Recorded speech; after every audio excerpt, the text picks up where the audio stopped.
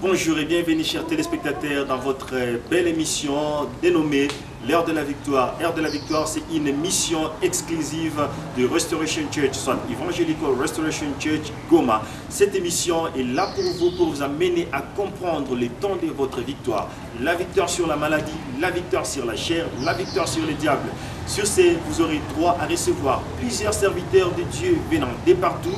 Et aujourd'hui, nous sommes privilégiés de recevoir l'un des grands hommes de Dieu de la République démocratique du Congo. Il s'agit bien sûr de l'apôtre Delphin Wampanga. C'est un nouveau, bien sûr, dans la ville de Goma, mais c'est un grand avec une grande œuvre de Dieu du côté de Bumbashi ainsi que d'Elukasi. Dans quelques temps, chers téléspectateurs, vous allez bien sûr comprendre cet homme de Dieu, qu'est-ce qu'il est, qu'est-ce qu'il fait avec... il travaille dans quelle église et quel est son ministère exact. Alors, maintenant, nous allons le recevoir. Nous allons parler sur le thème la consécration. Pourquoi la consécration? Parce que la consécration reste un sujet complexe que plusieurs chrétiens ne veulent pas comprendre ou beaucoup de prédicateurs n'en parlent plus. Alors, aujourd'hui, nous avons la grâce de recevoir ce homme de Dieu, jeune, bien sûr, que vous allez découvrir, mais qui va parler concernant la consécration. Merci. Nous recevons l'apôtre Delphin.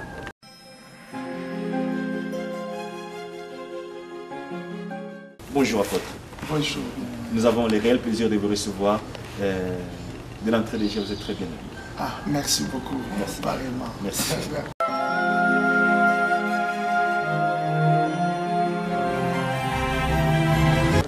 Bonjour apôtre Delphin.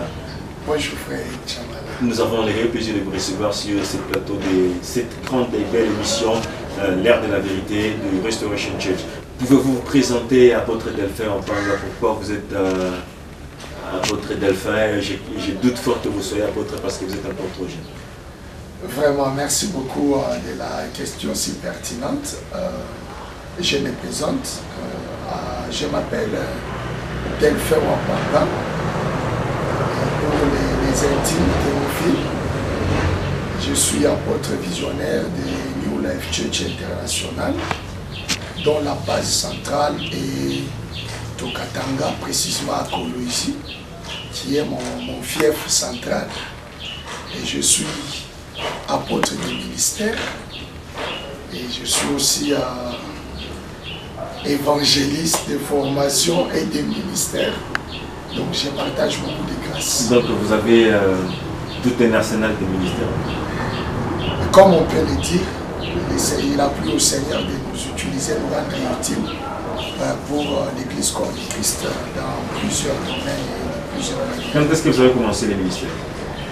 Le ministère, bon, par rapport à la consécration officielle, je totalise déjà 12 ans de consécration officielle en tant qu'apôtre, mais le ministère en soi, et ça fait déjà 22 ans que je suis prédicateur de la parole.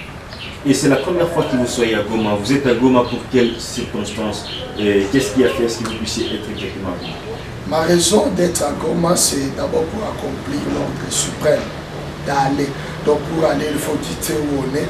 Donc j'étais obligé de quitter mon fief pour être à Goma afin de répondre à l'ordre suprême. Et cela était appuyé par une invitation géniale, extraordinaire de Restoration Church. Alors je suis là pour le compte de l'église de Restauration. Là où nous sommes en train de partager un très bon moment dans la présence du Seigneur, d'enseignement et d'édification de l'église, la restauration et l'église corps de Christ en général. Oui, apôtre Delphin, nous sommes en train de parler de la consécration. Quand est-ce que nous pouvons nous consacrer? Est-ce que c'est évident que tout le monde se consacre, ou il y a des moments où on peut parler de la partialité de la consécration? C'est-à-dire on se consacre les matins, ou on est, pendant qu'on est jeune, ou au soir de sa carrière, ou au soir de sa vie. Et c'est peut-être une question qui vous revient. Merci beaucoup, bien-aimé Eric. Vous savez, la consécration doit être totale et générale. Et cela doit se faire du moment où une personne entend la parole de l'Éternel. Et puis il faut comprendre, la Bible dit dans 1 Pierre chapitre 5, verset 8, « Soyez sobres et veillez, car votre adversaire, le diable, rôde comme un lion rugissant, cherchant qui il dévorera. » Donc, Satan, lui, ne sait pas faire la différence entre les hommes. Tant que quelqu'un ne s'abrite pas au Seigneur, directement il devient et il est la proie officielle du diable. Alors lui travaille sans repos, sans relâche. Et puis, chez lui, il n'y a pas de temps à perdre. Et c'est comme ça que si quelqu'un sent qu'il n'est pas prêt à se donner au Seigneur, et pourtant le choix est clair, quand il ne fait pas jour, c'est-à-dire il fait nuit. Vous comprenez? Quand ce n'est pas la lumière, donc c'est les ténèbres. C'est la même chose. Si tu n'es pas en Dieu, donc tu es dans les diables. Alors c'est comme ça que tous ceux qui ne sont pas en Dieu, quasiment, ils sont les habitants de la parcelle officielle du diable. Et Satan fait de sa propre proie. Et pourtant, pendant qu'il est en train de chercher, celui que Satan ne peut pas trouver n'est que celui qui se cache dans le Seigneur. Et la Bible déclare, cherchez l'Éternel et vous vivrez. Donc la véritable vie, c'est en Dieu. Et Satan, avec le diable, c'est la mort. Alors si quelqu'un va croire qu'il faut qu'il se donne à Dieu le matin, ou se donner à Dieu pendant que les affaires évoluent, ou se donner à Dieu pendant qu'il a l'argent, ou se chercher Dieu peut-être pendant qu'il souffre, et quand il sera dans une bonne vie, il n'aura plus besoin de Dieu. Là, c'est une erreur grave encore. Parce que le diable, il est le seul père qui est capable de tuer même ses propres enfants. Combien de gens ont touché au fétiche? Et Satan les a trahis. Donc Satan n'apprécie personne. Même ceux qui les servent, il ne les apprécie pas. Une moindre erreur, tu es parti. Alors il est avantageux pour tous ceux qui sont en train de nous suivre, de comprendre que c'est le temps de donner sa vie au Seigneur pour lui appartenir totalement et entièrement. Il n'y a qu'en Dieu qui a la vie et il n'y a qu'avec Dieu qu'on peut vivre et qu'on peut vaincre. C'est comme ça, mon bien-aimé. Eh bien, apôtre, vous venez à peine de donner les raisons qu'on peut dire qui sont valables pour un chrétien de se consacrer. Vous, comme homme de Dieu qui œuvrez plus de 22 ans déjà dans le ministère, nous ne comptons pas l'année de votre salut en fait.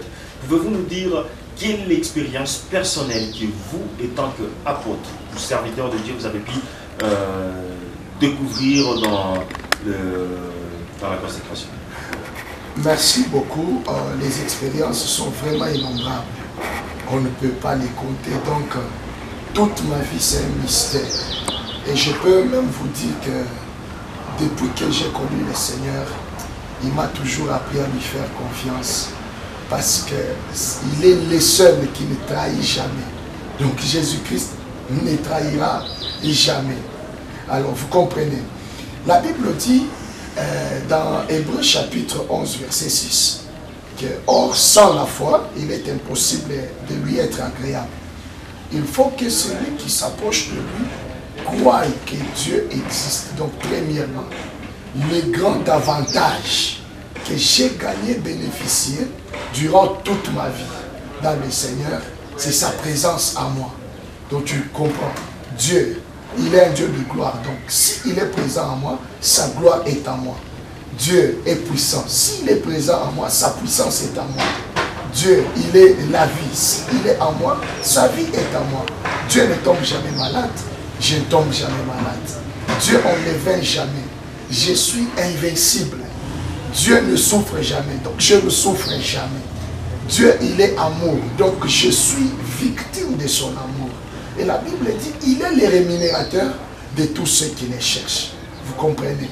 Donc le fait pour moi d'avoir connu ces dieux toute ma vie est une nouvelle page tous les jours. Ses bontés sont inépuisables. Elles se renouvellent chaque matin. Même pendant que tu m'entends là, et pendant que les autres entendront cette voix ici. Donc je suis en train de vous témoigner que même pendant que nous parlons, ces bontés sont en train de se renouveler.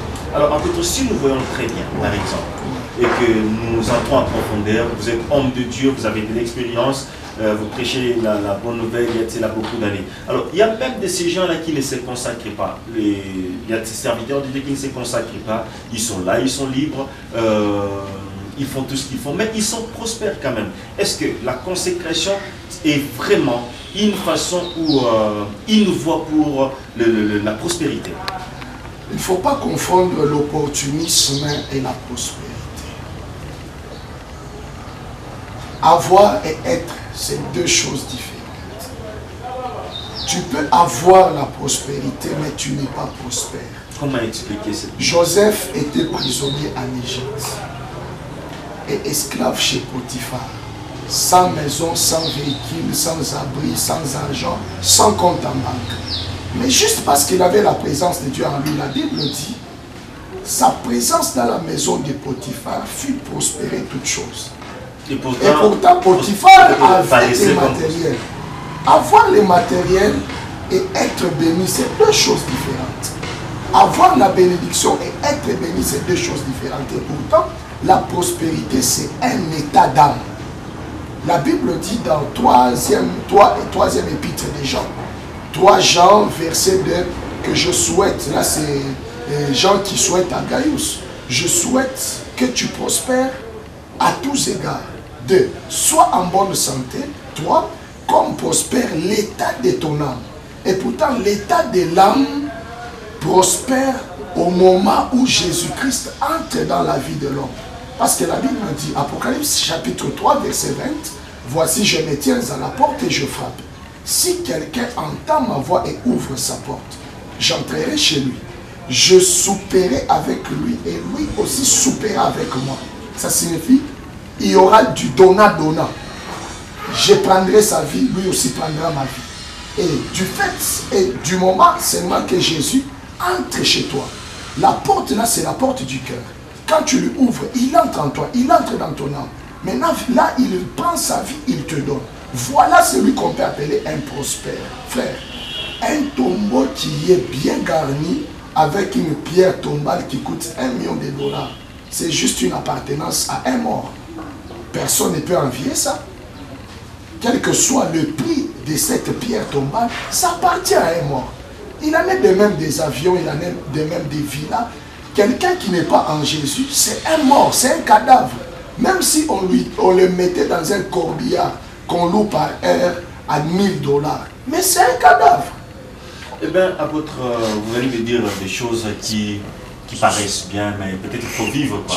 Alors, pouvez-vous nous dire comment arriver à se consacrer à Dieu? On s'est consacré à Dieu en faisant quoi? C'est en allant chaque jour à l'église ou en priant chaque minute, à chaque instant? Si tel est le cas, comment les gens vont se travailler? Est-ce qu'il est possible qu'un travailleur puisse se consacrer au Seigneur? Est-ce qu'il est possible à quelqu'un qui est missionnaire, par exemple, qui n'est pas dans sa nation ni dans son pays, pour se consacrer au Seigneur? Merci.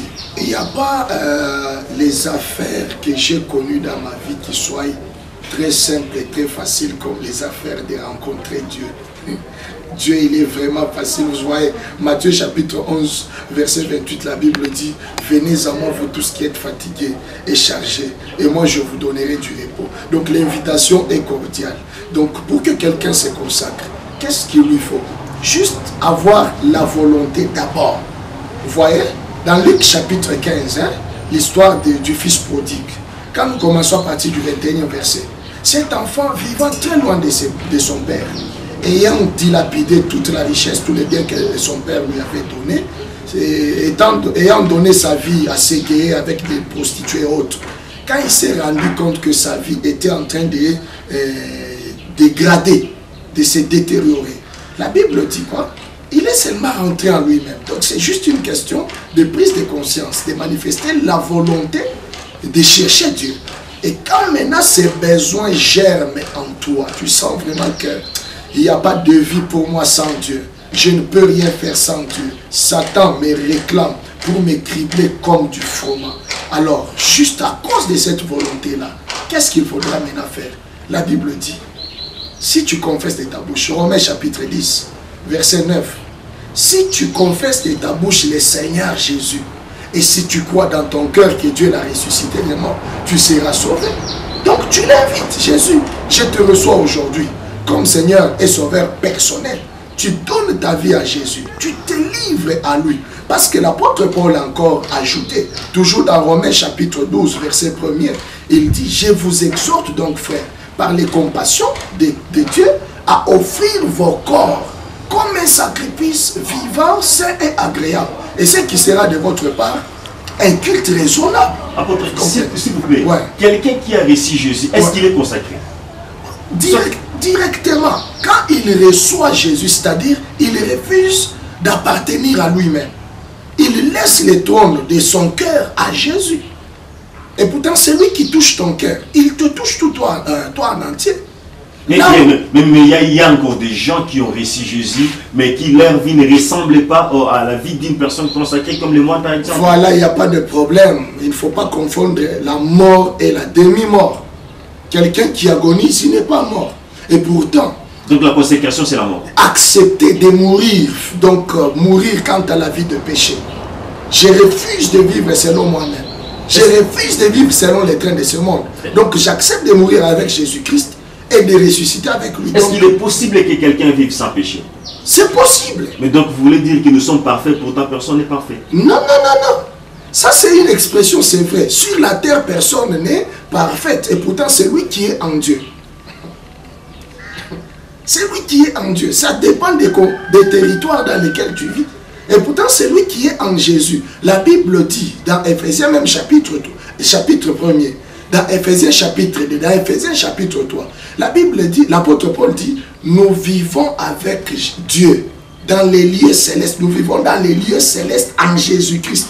Mais nos corps sont encore sur la terre. Nos tentes sont encore sur la terre. Mais nous ne sommes plus des citoyens de la terre. Je vous ai posé une question. Oui. Est-ce qu'un travailleur, un sportif chrétien, quelqu'un qui est hors son pays, il est en mission quelque part, il est possible de se consacrer au Seigneur? Vraiment, je vais te réitérer la même question. Est-ce qu'un musulman qui voyage, qui quitte son pays, il oublie sa toge? Il oublie son bonnet? Un féticheur qui doit aller aux États-Unis, est-ce qu'il oublie ses gris-gris? Il oublie ses rituels? Un lézard qu'on prend en RDC, qu'on amène au Zimbabwe, va-t-il se transformer en serpent? Jamais. Si la nature contient ses espèces et ses authenticités, il en est de même. C'est le point qui échappe aux chrétiens. Je suis chrétien, né de nouveau. Que je sois en politique, que je sois en sport, que je sois en mission, partout où je suis, c'est mon corps qui sera là-bas. Mais mon âme, mon esprit sont dans le Seigneur. Donc, je ne peux pas vivre sans Dieu. De la même manière qu'un corps ne peut pas vivre sans son souffle. Il en est de même de moi. Du vrai chrétien ne peut pas vivre sans Dieu. Dans la salle des bains avec Dieu. dans la toilette avec Dieu, en plein vol à bord d'un avion, que vous voulez avec dire Dieu. C'est ça les secrets de votre ministère? Oui, il n'y a pas autre chose que ça. Tu ne peux pas marcher avec le Seigneur si tu ne lui appartiens pas. La MONUSCO ne peut jamais défendre une personne ou lui donner un salaire si cette personne n'appartient pas à cet organisme. Chaque société sur la terre s'occupe de ses personnels. Il en est de même du ciel. Le ciel aussi s'occupe de ses agents.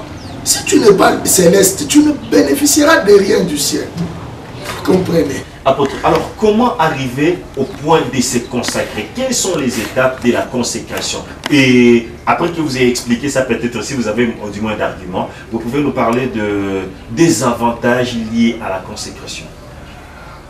Premièrement, le premier avantage qui est lié à la consécration, c'est la vie. Parce que tout le monde existe, mais tout le monde ne vit pas. La vie, ce qu'on appelle vie là. Il n'y a qu'en Jésus-Christ qu'on peut la trouver. Donc vous voulez nous dire que les scientifiques ont menti en disant que tout celui qui respire vit? Tout celui qui respire vit. Là, c'est la science. Mais il faut savoir quelle vie. C'est ça le problème. Il faut savoir quelle vie. Parce que l'homme respire. Un canard respire. Un lion respire.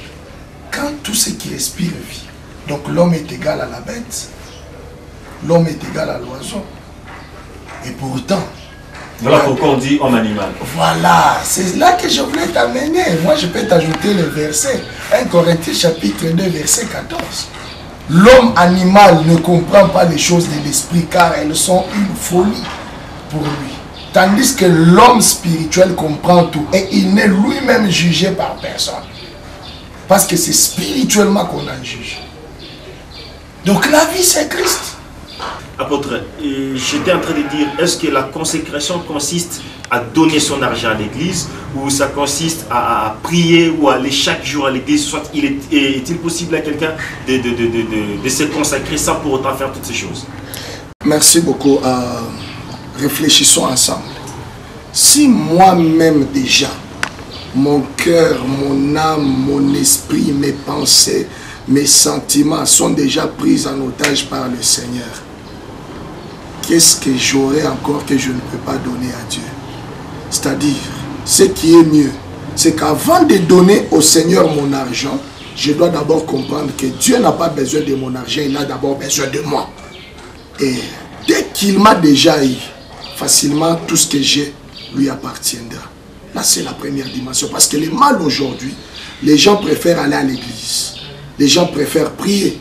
Les gens préfèrent offrir. Mais ils n'appartiennent pas au préalable au Seigneur. Ce qui est d'abord mieux, c'est de commencer par appartenir au Seigneur. Parce que si j'appartenais ou j'appartiens à Dieu, tout ce que j'ai lui appartiendra. De deux, si j'appartiens à Dieu et que je vois que l'église, c'est la maison de Dieu, donc je ferai un effort que tous les jours de ma vie, je puisse les passer dans la maison de mon Père. Parce que j'appartiens à mon pays. Ce n'est pas mieux pour moi de vivre dans un pays étranger. Pourquoi vivre ailleurs pendant que j'ai mon pays à moi? Et pourtant, ma concession à moi, c'est le ciel. Et si l'église, c'est une ambassade du ciel, alors je serai dans mon ambassade.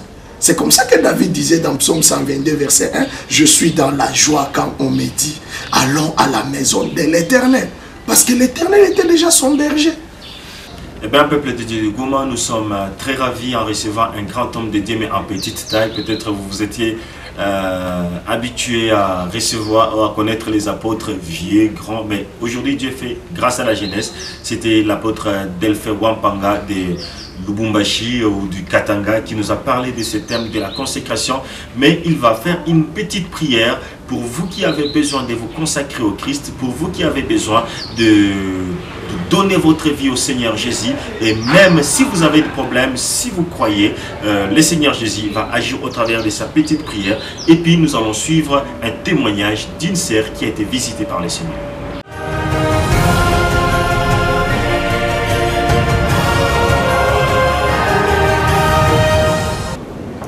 On va prier. Seigneur Jésus-Christ, nous te disons merci. Merci pour mon frère et ma soeur qui viennent de suivre cette émission et qui prend la décision aujourd'hui de donner sa vie à toi. Accueille-les comme fils, pardonne ses péchés, accorde-lui la vie éternelle et prends la direction de sa vie. Fais de lui ou fais d'elle une nouvelle créature et fais de lui ou fais d'elle une nouvelle personne. Comme il est écrit dans 1 Corinthiens 5, 17.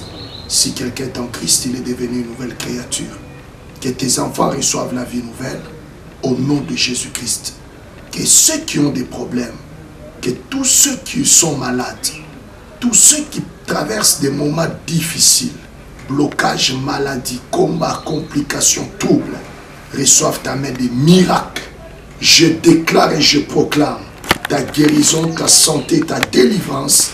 Au nom de Jésus-Christ de Nazareth, je dis Amen.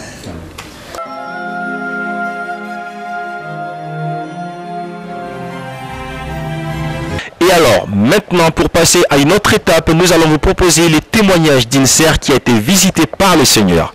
Elle n'enfantait pas, le Seigneur lui a donné un enfant et aujourd'hui elle est mère. Alors si vous aussi vous êtes béni ou si vous avez vu la main de l'Éternel au travers de cette émission, n'hésitez pas de bien vouloir nous contacter pour témoigner également comme l'autre. Nous allons suivre les témoignages de notre bien-aimée sœur. Merci.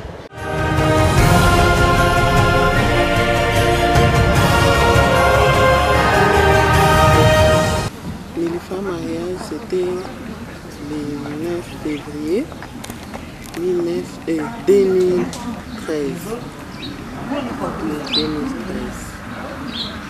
Juste 5 mois après mariage, j'avais un problème de saignement.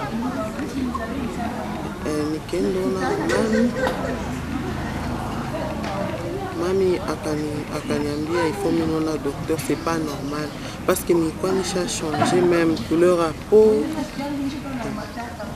Je suis allée voir le docteur, il fallait que je fasse les examens. Après mon examen, le docteur m'a dit que espace, je crois qu'elle utilise un terme espace, il y a matrice. Nous avons un problème pour matrice, mais le problème c'est qu'on a les télémasaignements. Matrice a cagnoné pour échographie. C'est parce que je n'étais pas préparée, mais je tata ma résultat.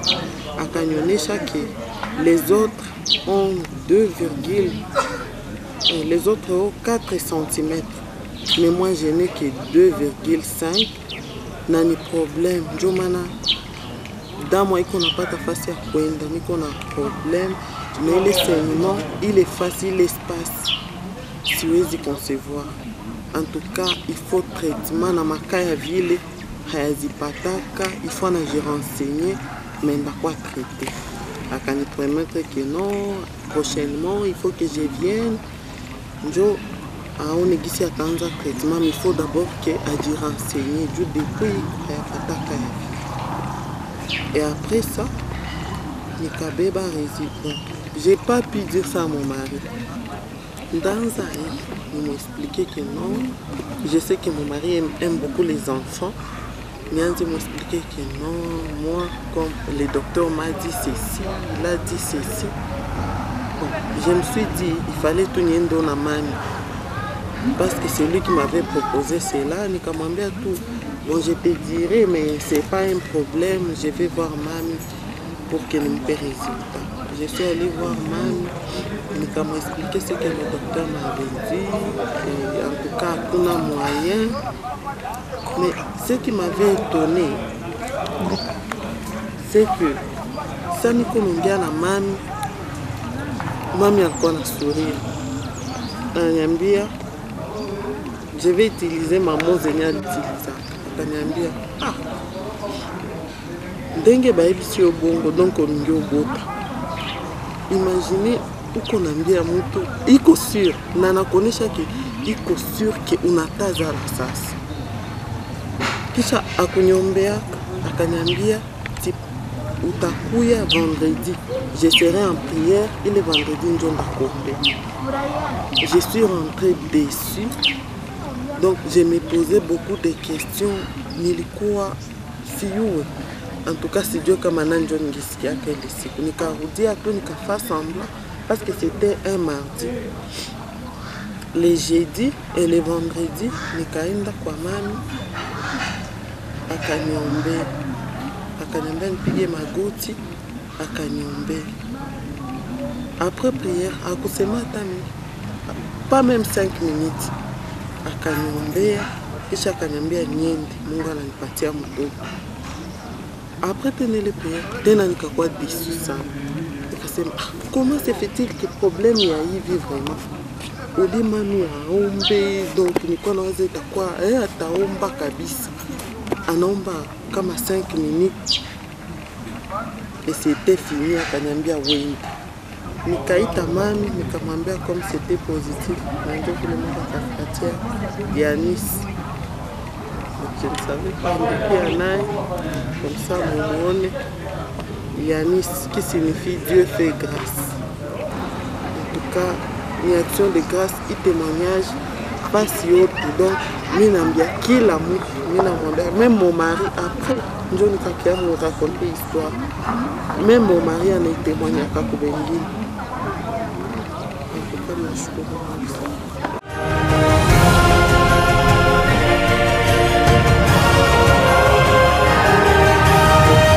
Eh bien, chers téléspectateurs, nous sommes pratiquement arrivés à la fin de cette belle émission, l'heure de la victoire. Une émission qui vous a été présentée par l'église évangélique de la Restauration, dont moi, Eric Chamala, je suis le présentateur.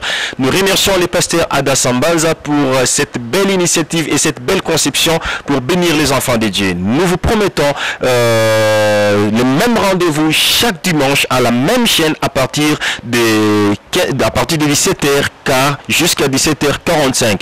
Si vous êtes bénis, si vous aimez l'émission, n'hésitez pas de nous contacter au numéro qui est affiché au bas de vos écrans et le Seigneur vous bénisse. Nous remercions également toute l'équipe qui a aidé à la réalisation, Christophe Madiano, Alain Lamé, pourquoi pas Gabin Kavuna, tous qui sont derrière cette caméra afin de vous parvenir. D'ici là, portez-vous bien et à très bientôt. Merci, que Dieu vous bénisse.